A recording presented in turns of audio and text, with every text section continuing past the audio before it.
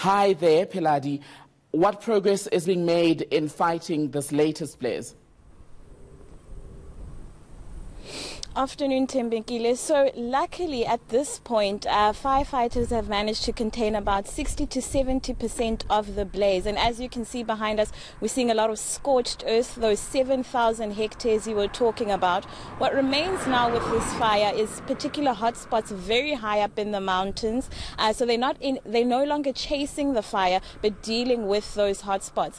Now, unfortunately, because they are so high lying, they've been unable to get ground crews up there, which has made their efforts a bit tough today. They've even had to ground the chopper that they were using earlier to try water bomb because they found that it's ineffective without those ground crews once those water bombings have happened to dampen the fire a bit more. So they're stepping back with that one and are using ground crews on low-lying areas where they can reach with their trucks at the moment. So it's been quite a slow firefighting day. They've told us that because of this little setback, they have another day or two of fighting to do before they can confidently say that they have this under control. We can see that it's rather windy there at this hour. When do we expect, is there any forecast as to when the wind will perhaps give some respite and allow firefighters to go in there and finish this work? So that's the thing. We're speaking to people who live in the Overstrand a little bit earlier, and they say, I mean, even us earlier this morning, it was a cool, calm day, actually quite hot, and then at about 12-ish, the wind started picking up again, and they say typically in this area, in the afternoons and in the evening, the wind just hits them from nowhere. So it is going to pick up later today and tonight, which is why firefighting crews are taking a bit of a breather now and readying themselves to work a 24-hour shift later this evening to make sure that they are here when the wind does pick up and can quickly put out those spots where flare-ups are bound to happen. The last word we heard from the fire crews was that no residential property or people were at risk because of this fire. Is that still the word? That is still the case. They're dealing with the fire as it's burning now in the nature reserve nearby, which is why some people at a nearby resort were evacuated yesterday.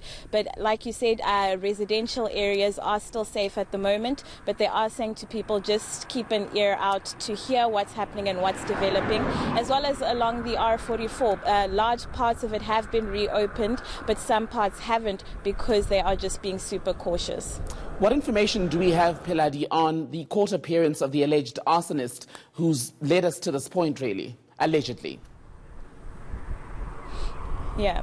So last we heard from colleagues who are actually at court is that he'd be appearing at 2 o'clock. We do know that it'll be a quick postponement, but he hasn't appeared as yet. What we do know is that it's a 34-year-old male suspected of lighting a firework on New Year's Eve and is facing a charge for contravening the Nature Conservation Act. Now, another charge of murder could be added if it's found that the person who died during the fire died because of the fire. So that person suffered from a heart attack, so we don't know yet if the fire caused the heart attack or if it was just a natural occurrence. So those are things that are developing in that particular case.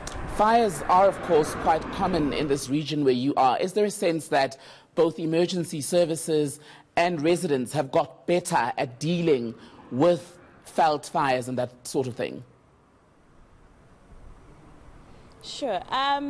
So I think they have, because we were speaking to some volunteers who actually help feed the firefighters and make sure that, you know, they deal with their burns and itches and scratches and that kind of thing. And they say they got their operational center set up within hours of the fire coming out and have been going ever since. So they know how to respond quickly and work together with authorities to make sure that things are dealt with quite quickly. And we know on this particular fire, we have the city of Cape Town, the Overstrand region, the NCC, a lot of people coming together, working together to make sure that as many resources are used as possible to put this out as quickly as possible.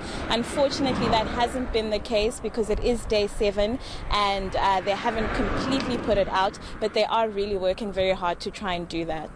Piladi, let's leave it there. That's ENCA reporter Piladi Situsa.